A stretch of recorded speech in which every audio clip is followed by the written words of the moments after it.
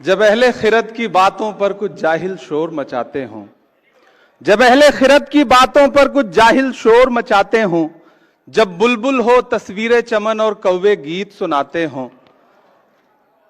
जब चिड़ियों के इन घोंसलों में कुछ सांप उतारे जाते हों, जब माली अपने हाथों से गुलशन में आग लगाते हों, उस दौर में हम दीवानों से तुम कहते हो खामोश रहो। महज कागज के पन्नों पर उकेरी गई कोरी भावनाएं नहीं, बल्कि सच्चाई, नैतिक मूल्यों और मौलिक अधिकारों की बारीकियों पर सैकड़ों बहसों के बाद अंगीकार की गई एक मुकद्दस किताब, भारत का संविधान, जो भारत को एक संप्रभु, समाजवादी, धर्मनिरपेक्ष, लोकतांत्रिक गणराज्य घोषित करता है। हम आज यहां एक बेहद जरूरी बहस के लिए इकट्ठा हुए हैं।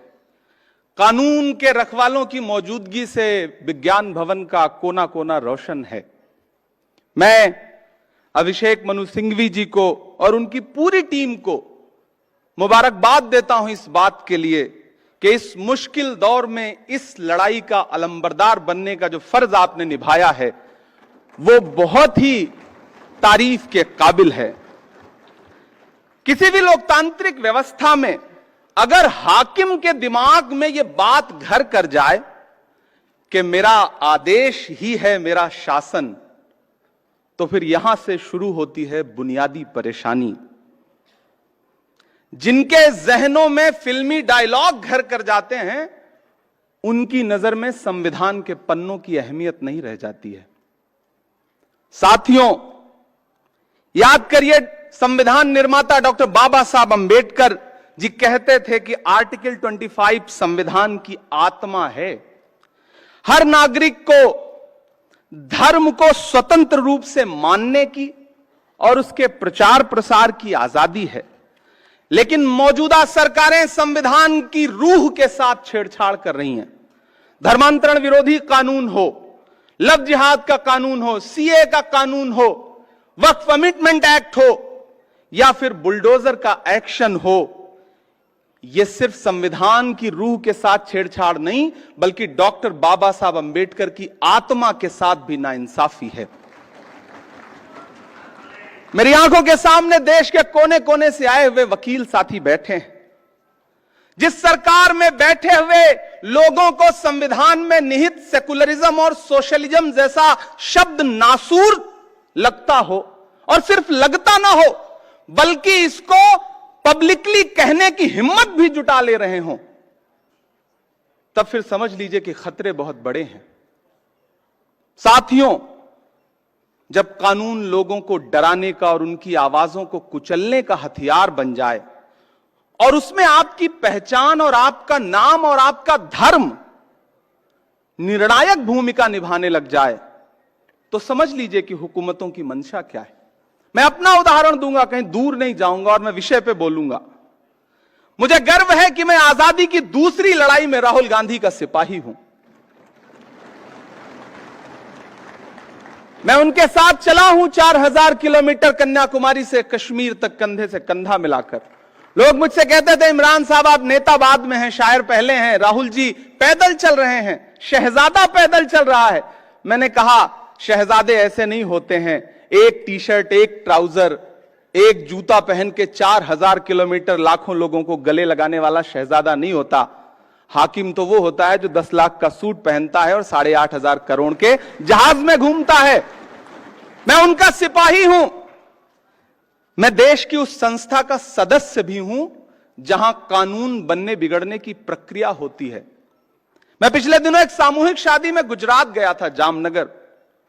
बड़ा अच्छा कार्यक्रम, 51 जोड़ों की सामूहिक शादी। सारे दलों के नेता उस मंच पे मौजूद थे। मैं बच्चों को दुआएं देकर के वापस लौट आया।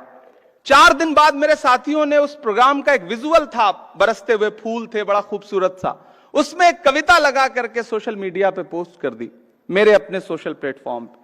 आपको जान के हैरत होगी कि इतनी संगीन धाराओं में मेरे खिलाफ जामनगर की पुलिस ने मुकदमे दर्ज किए कि मुझे लगा कि मैं तो कोई बहुत बड़ा अपराधी हूं। हमने हाईकोर्ट का दरवाजा खटखटाया। 55 मिनट बहस सुनने के बाद हाईकोर्ट अहमदाबाद के माननीय न्यायमूर्ति जी ने कहा कि इसमें तो सिंहासन के खिलाफ कुछ कहा गया है, इसलिए पिटीशन खारिज। हमें माननीय सुप्रीम कोर्ट की चौखट पे आना पड़ा और धन्यवाद कि इमरान प्रताप गढ़ी बनाम गुजरात सरकार के केस में माननीय उच्चतम न्यायालय ने जो फैसला दिया है वो एक नजीर बनेगा। मैं माननीय उच्चतम न्यायालय का आभार प्रकट करता हूं। साथियों, माननीय उच्चतम न्यायालय ने एसआर बोम्मई भारत बनाम भारत सरकार के आदेश में भी ये कहा था कि धर्मनिरपेक्षता संविधान की मूल संरचना में निहित है, उसे बदला नहीं जा सकता। अब जब पुलिस थाने टॉर्चर चैंबर में बदल चुके हों, मैं बहुत जरूरी बात कह रहा हूं, अब जब पुलिस थाने टॉर्चर चैंबर में बदल चुके हों, जब पुलिस मशीनरी अपने आकाओं के लिए पर्सनल आर्मी की तरह व्यवहार कर रही हो, जब पुलिस एनकाउंटर मेडल हासिल करने का जरिया बन चुका हो, जब राज्य सरकारें लोगों के आशियाने उजाड़ करके अपना वोट एकजुट करने के प्रयासों में लगी हों, जब जालिम बुलडोजर किसी के लिए शौर्य का प्रतीक बन चुका हो, तब यह बहस और जरूरी हो जाती है कि देश धर्म से चलेगा या संविधान से चलेगा। साथियों, मैं अंत में आपसे बस इतना कहना चाहता हूं, कोई लंबी तकरीर नहीं, कि मौजूदा हाकिम के काम करने का तरीका बड़ा अलग है। पहले वो अपने कारिंदों के जरिए दुष्प्रचार करवाते हैं, फिर खुद बाहर निकल करके उन्हीं चीजों पर उनकी विशेषताओं का बखान करते हैं।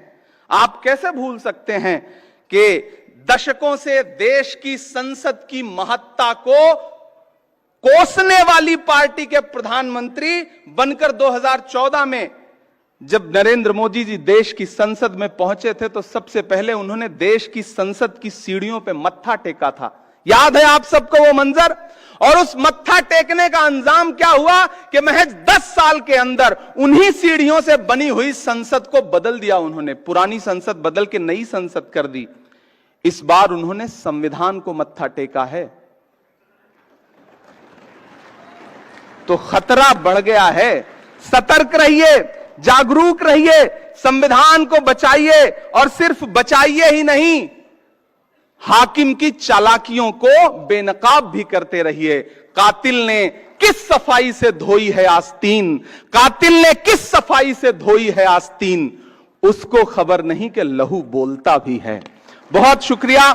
एक बार पुनः अभिषेक मनु सिंघवी जी को एक शानदार कार्यक्रम के लिए बधाई, और पूरे देश के कोने कोने से आए हुए न्याय के रखवालों को बहुत आभार, बहुत दुआएं, बहुत मुबारकबाद। शुक्रिया।